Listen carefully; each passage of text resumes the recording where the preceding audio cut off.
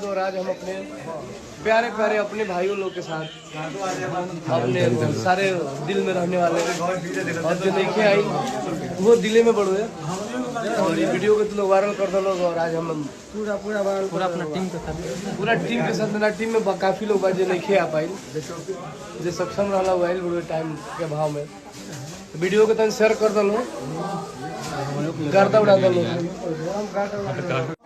नमस्कार प्रणाम और हम टुनटुन यादव और आज हम अपने प्यारे प्यारे अपने भाइयों लोग के साथ अपने सारे दिल में रहने वाले और जो देखे आई वो दिले में बढ़ो है और ये वीडियो को तो लोग वायरल कर दो लोग। और आज हम पूरा अपना टीम के साथ मेरा टीम में काफ़ी लोग बात जो नहीं आ पाई जो सक्षम रहा हुआ है टाइम के भाव में वीडियो को तन शेयर कर दो।